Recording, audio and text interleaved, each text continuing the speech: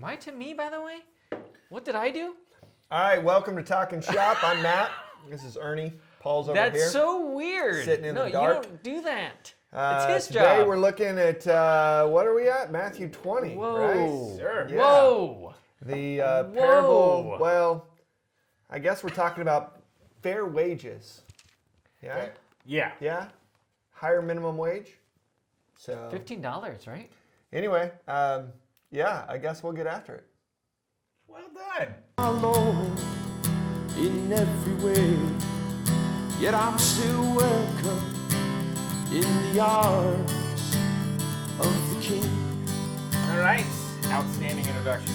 Thank you. I have punched Match 21, and been knocked down, 16. called God a liar, and took his crown, Parable. What's this? yet I'm still welcome Like in the arms. laborers vineyard or something. Yeah, the ESV has laborers in the vineyard. It's a kingdom of heaven parable. That's what he's describing. This is how the kingdom of heaven works, which you should always keep that in mind. I think when you're preaching this text, right? Yeah. This is not about how we organize society necessarily, but how the kingdom of heaven works. So, what happens? A guy he's in need of laborers in his vineyard, right? It's workers. So what does he do? Anyone? Is that Bueller. Bueller. What's he do?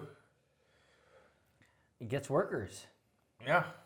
He hires them and they agree to a wage. Different times of the day. A denarius.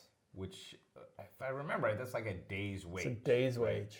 Yep. So it's Yep. fair. It's what everyone would expect. Yep. So he gets some guys. Then he gives you the unknown. He gets some guys, and then he goes out later and he gets some more guys and says to them, so he agrees with the first ones, I will pay you a day's wage. Yeah, yeah. The second group, he says, I will give you what is right. Interesting. Yeah. Give you what is right. Yeah. And it appears that the reason he needs workers in the vineyard is because he spends all his time at the market getting workers. That's right. That's right. Because he does that at the... So he keeps going out. 6th the- hour, yep. ninth hour, and the 11th hour, which if I remember right, that's right before quitting time. 5 o'clock. 4, 5 So o'clock. they got one more hour left in the vineyard, but he's Yep. still hiring guys. Still hiring guys. 'Cause, Well, or I don't know if he still needs guys, but he sees them not working and Yeah. says, you come and work and you come and spend time in my vineyard too. yeah. So, Why are you here idle all day, right? Yeah. Hey, he's like, so no one will hire us? Well, come on in. yeah. Then he has the foreman, the guy that's in charge, line everybody up, beginning with those that were hired at the very end, which I always thought this scene, if you were like to play it out, is pretty cool. Like, Yeah. This is intentional. yeah, so like Yeah. the people that were only there for an hour, they're at the front of the line, and then he starts paying everyone. Yeah. And he pays them a day's wage. What is right? Equal. Everyone. Todos. Well, yeah.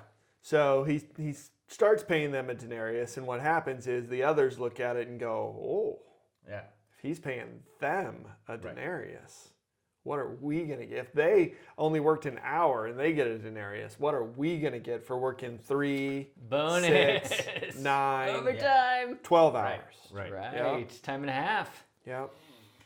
Yeah, so he works through the line, and you get to those guys who've been in the field all day doing that hard work, and they get their agreed upon wage, which is the same as the guy who only worked an hour, Here's your denarius. and they grumble, it says. It's not fair from their point of view. yeah. Yeah. You were treating us the same way you treated those guys that are only here for an hour. Yeah. And so they're upset. And how does he reply to them? Oh, that one we translated, that verse 15. Is that? We're getting there. Oh, we're getting not. there. We're Oh, not there wait. What yet. are we? Oh, Where yeah. have you been? I'm just thinking. That's what happens when you leave the windows open. I know. What is up? Now I get to see something. Now I have to like focus. Birdie, squirrel. All right. So No, he says to them, this is what we agreed on, right? Yeah. I'm not wronging you. I'm wrong. Yeah, I'm not doing you any wrong, right? No. This is what we agreed on. And then going to Ernie's favorite verse, just because it was murder for him to translate. Yep. Verse 15, right? Basically says, listen, don't I get to do with my own stuff what I want to do with it? It's my stuff, right? Yeah. And the last is, do you, we say, like the ESV has, do you begrudge? Yeah. Are you? Or do you see the evil? The Greek, I guess, would see be, the why evil. is your eye evil? Yeah. Because I am good. That's right. Yeah. Yeah. So it's that. Or generous, I That guess. maybe evil would eye, be that jealousy, envious, begrudge, or whatever, of what he's doing. Like he's being super generous, and they're upset. So the last will be first will be last. Bada boom, bada bing. Parable over. Done. So Ernie, what do we take away from this? This Yeah. is a parable after all.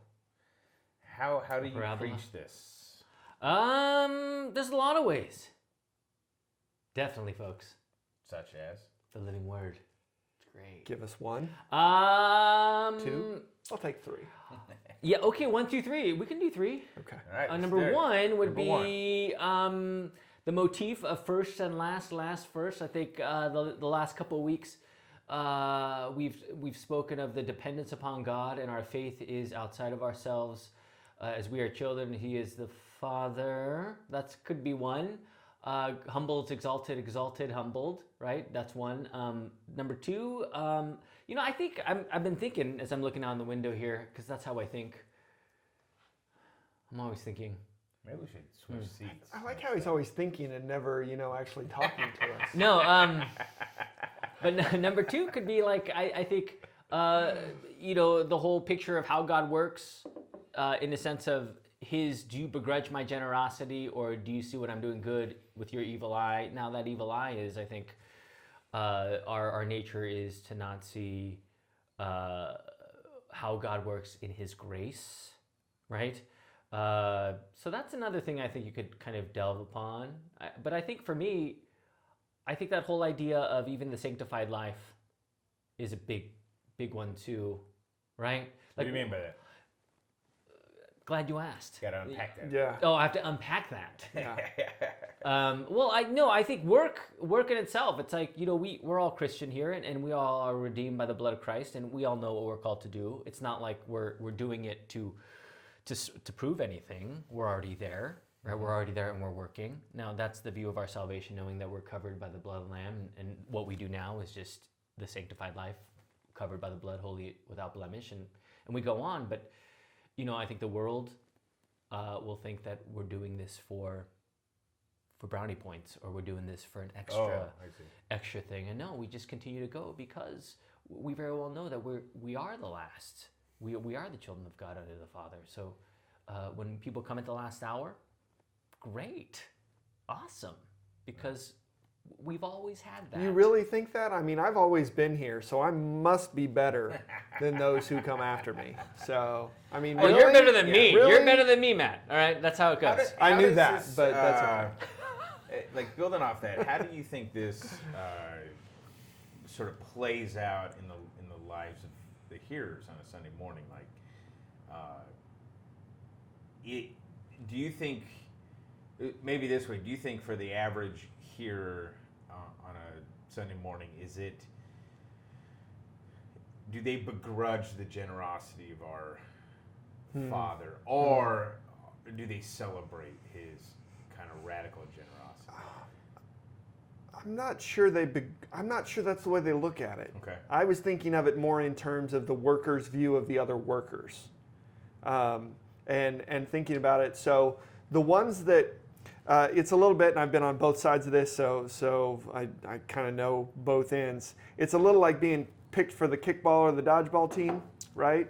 Where the best are going to be picked first, and by the time you get to the end, it's like you're drawing straws for who has to take the guy at the very end. And that's, Poor Jimmy. I think that's probably the way this labor pool works out. Okay. Right, the ones who are hired at the very beginning of the day are the best workers. They're the ones with the proven track record. Okay. The ones who are still there at the end of the day, they're the ones who nobody wants. Okay. And so, one of the things that I think our people look at is I think we tend to measure people by how much is God going to be generous towards certain people, right? Not that He doesn't want them in His kingdom. But there are some who clearly He wants more than others, right? Yeah. And so when God then treats them the same way He treats me, I may be mad at God, but I'm also, part of that is because of my bias toward my fellow laborers, my fellow servants. And so I almost think that especially if you go down toward, in the next part, the end of chapter 20 is...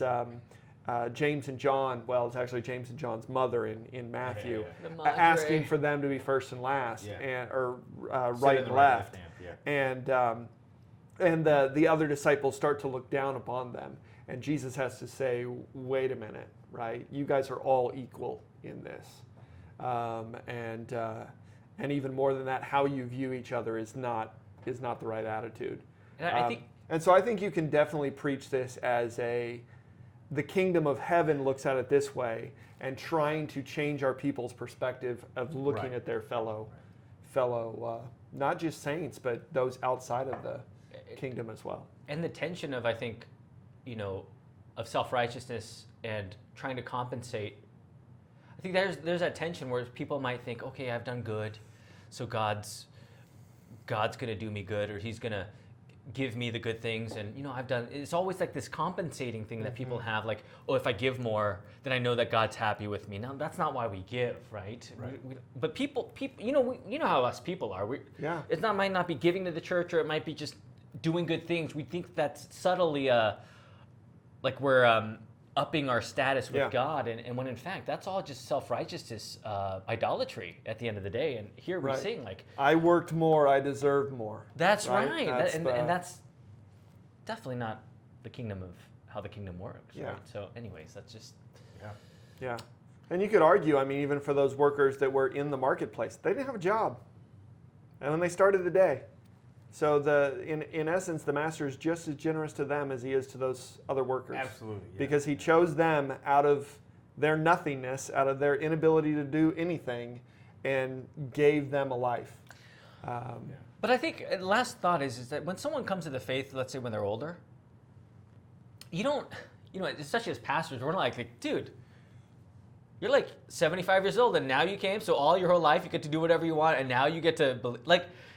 We never think that.